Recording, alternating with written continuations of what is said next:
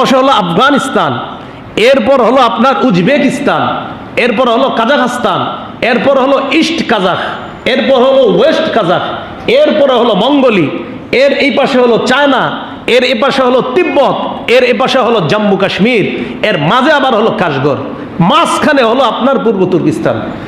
এর পাশে যে মঙ্গোলি, এই মঙ্গোলি থেকে আসছে হলো আপনার চেঙ্গিস খানের নাতি হালাকু খান।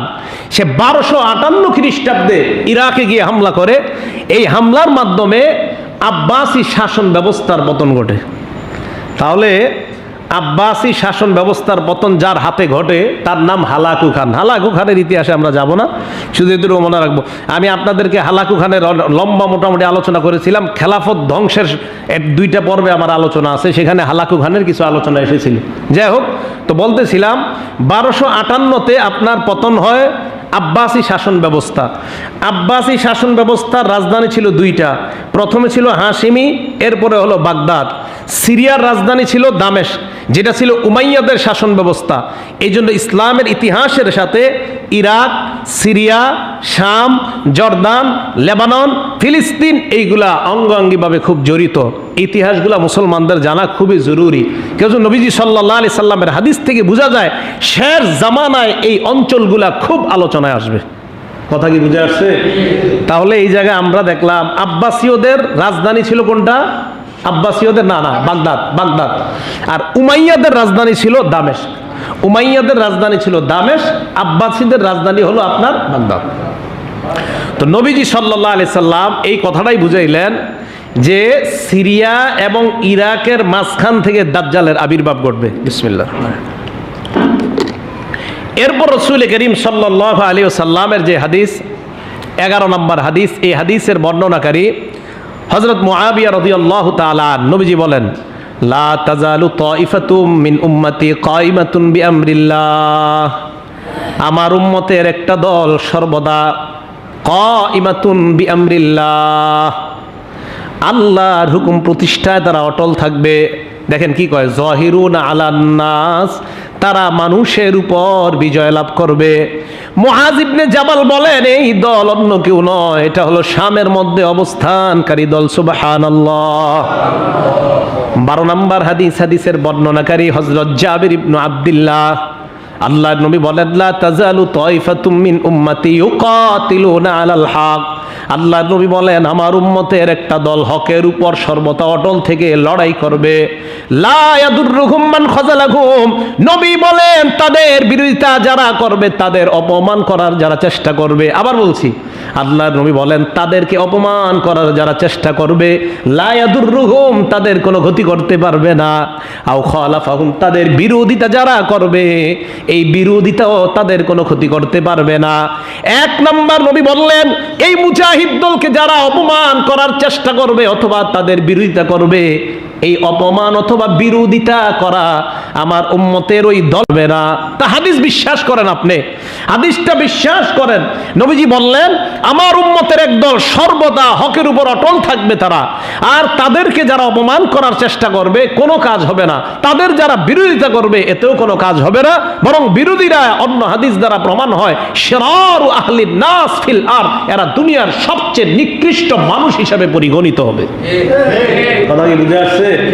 নবীজি এই হাদিসের মধ্যে বলে দিলেন, হুম আহলুশ শাম, এরা শামের অধিবাসী। 13 নম্বর হাদিস, আবু হুরায়রার বর্ণনা। এই হাদিসে নবী বলেন, লা তাজালু ইসাবাতুম মিন উম্মতি। আগের হাদিসে তাইফা বলছে, এই হাদিসে বলছে ইসাবা। ইসাবা মানেও আমার উম্মতের এক দল সর্বদা হকের উপর থেকে লড়াই করবে। এই হাদিসে আবার নবী বলেন, ফায়ানজিলু ঈসা ইবনু মারইয়াম। আল্লাহর নবী বলে, আমার উম্মতের কত দাম তোমরা এই হাদিসের মাধ্যমে বুঝে নাও। ঈসা নবী যখন আসবে, মুসলমানদের আমির ঈসা নবীকে বলবে, তাআল সাল্লি লানা, আসেন হুজুর আমাদেরকে নামাজ পড়ান। ঈসা নবী বলবে, না না, ইন্না বা'দাকুম কাবাদিন লিবাদিন উমারা, তোমরা একজন আরেকজনের আমির হওয়ার যোগ্যতা রাখো। আল্লাহ নবী বলেন, তাকরিমাতাল্লাহি ফি হাদিহিল উম্মাহ, এই উম্মতের সম্মান দেওয়ার জন্য ঈসা উপস্থিত থাকার পরেও আমার উম্মতের কাউকে আল্লাহ আমির হওয়ার মর্যাদা দান করে দেয়। বলতেছে আমার উম্মতের এটা শ্রেষ্ঠত্ব যে ঈসা নবী আসার পরে কয়, না নামাজ তুমি পড়ো। নামাজ তুমি পড়াও, এটা তোমাদের সম্মান, এটা তোমাদের ইজ্জত। ঈসা নবী বলবে নামাজ তুমি পড়াও, এটা তোমাদের ইজ্জত, তোমাদের সম্মান। তো ঈসা আলাইহিস সালাতু ওয়াস সালাম আসবে কোথায়? তো ঈসা আলাইহিস সালাতু ওয়াস সালাম আসবে দামেস্কের পূর্ব দিকে উজ্জ্বল মিনারার পাশে, সেটাও শামে, সিরিয়ায়। 14 নম্বর হাদিস, হাদিসের বর্ণনাকারী বাহস ইবনে হাকিম রাদিয়াল্লাহু তাআলা আন, নবীজি সাল্লাল্লাহু আলাইহি ওয়াসাল্লামকে বললেন, আইনা তা'মুরুনি ইয়া রাসূলুল্লাহ, হুজুর আপনি আমাকে কোন দেশের ব্যাপারে বলবেন তো, একটু গুরুত্ব দেন তো। নবীজি বললেন হা হুনা হা হুনা, এবার বললেন হা হুনা হা হুনা, ওটা তো পূর্ব। আচ্ছা, নবীজি মক্কা থেকে পূর্ব দিকে বললেন হা হুনা হা হুনা। তো নবীজি বললেন হুজুর হা হুনা মানে আও মা বিয়াদিহি বিহওয়াস শাম, হাতের মাধ্যমে ইঙ্গিত দিয়ে নবীজি বললেন শামে, শামে, শামে যাবা তুমি, শামে। নবীজি সাল্লাল্লাহু আলাইহি সাল্লাম প্রথমে বললেন হা হুনা, এরপরে ইঙ্গিত দিয়ে বুঝাই দিয়েছে শামে। 15 নম্বর হাদিস, হাদিসের বর্ণনাকারী সালামা ইবনে নুফাইল রাদিয়াল্লাহু তাআলা আন, এই হাদিসে নবী কি বলে দেখেন, ইন্না ইকরা দারিল মুমিনিনা শাম, মুমিনদের একটা সময় আসবে যেই সময়ে সবচাইতে নিরাপদ জায়গা হবে শাম। নবীজি বললেন মুমিনদের একটা সময় আসবে যেই সময়ে তাদের নিরাপদ জায়গা হবে শামে। 16 নম্বর হাদিস, হাদিসের বর্ণনাকারী হযরত সালিম ইবনে আব্দুল্লাহ রাদিয়াল্লাহু তাআলা আন, قال رسول الله صلى الله عليه وسلم, আল্লাহর নবী বলেন সাতাখরুজু নারুম মিন হাজরামাউত, হাজরামাউত অঞ্চল থেকে একটা আগুন বের হবে, হাজরামাউত অঞ্চল থেকে একটা আগুন বের হবে। নবীজি বলেছেন আও মিন নাহবি হাজরামাউত, অথবা হাজরামাউতের এলাকা থেকে একটা আগুন বের হবে। তাহশুরুন নাস, মানুষকে এই আগুন ধাক্কাইতে ধাক্কাইতে, এক জায়গায় আগুন দেখলে কি আমরা আগুনে পড়বো না, দৌড়াবো? তো আগুন মানুষকে দৌড়াতে দৌড়াতে এক জায়গায় একত্রিত করবে। তো সাহাবা বললেন ফাইনা তা'মুরুনা ইয়া রাসূলুল্লাহ, হুজুর আপনি তখন আমাদেরকে কোন দেশের আদেশ করেন, তখন আমরা কি করব, কোথায় থাকব, কি করব? আল্লাহর নবী জবাব দিলেন আলাইকুম বিশাম, তখন তোমরা শামকে আবশ্যক করে নিবা, শামকে তোমরা অবধারিত করে নিবা। দেখেন আপনারা এই হাদিসগুলার গুরুত্ব উদ্ধাবন করেন। নবীজি বলতেছে আপনার খারাপ লাগুক আর ভালো লাগুক, নবীজি বলতেছে তাই অন্যের ফজিলত স্বীকার আপনাকে করতেই হবে, এটা নবীজি বলছেন সাল্লাল্লাহু আলাইহি সাল্লাম। 17 নম্বর হাদিস, শেষ হাদিস, রাসূল করিম সাল্লাল্লাহু আলাইহি সাল্লামের সাহাবা যায়েদ ইবনে সাবিত রাদিয়াল্লাহু তাআলা আনহুর বর্ণনা। এই হাদিসটা মন দিয়ে শুনেন কি কয়। যায়েদ ইবনে সাবিত বলেন কুন্না ইনদা রাসূলিল্লাহি সাল্লাল্লাহু আলাইহি ওয়াসাল্লাম, আমরা নবীজির কাছে ছিলাম, কি নুআল্লিফুল কোরআন মিনার রিকা, চামড়ার উপরে যে কোরআনের আয়াতগুলা লিখে রাখছিলাম ওখান থেকে আয়াতগুলা সংগ্রহ করে আলাদা জমা করতেছি এক জায়গায়। তো নবীজির সামনে বসে এই কাজটা করতেছিলাম। হঠাৎ আল্লাহ রাসূল সাল্লাল্লাহু আলাইহি ওয়াসাল্লাম আমাদের সামনে আল্লাহ নবী হঠাৎ বলে উঠলেন শামের ব্যাপারে, নবী মর্যাদা বর্ণনা করতে গিয়ে বলেন তুবা লিশ-শাম, নবীজি বলেন শাম কতই না মর্যাদা, শামের জন্য সুসংবাদ, শামের জন্য সুসংবাদ। সাহাবারা কয় আমরা বসে বসে কাজ করতেছি, হঠাৎ নবীজি কয় শামের জন্য সুসংবাদ, শামের জন্য সুসংবাদ। আমরা অবাক হয়ে গেলাম, লিআইয়ি যালিকা ইয়া রাসূলুল্লাহ, হঠাৎ আপনি এই কথা কেন বললেন, শামের জন্য সুসংবাদ, ব্যাপারটা বুঝি নাই। আল্লাহর নবী জবাব দিলেন লিআন্না মালাইকাতার রহমান বাসিতাতুন আজনিহাতাহা আলাইহা, কেননা দয়াময় আল্লাহর ফেরেশতারা তাদের ডানা সর্বদা শামের উপর বিছিয়ে রাখে।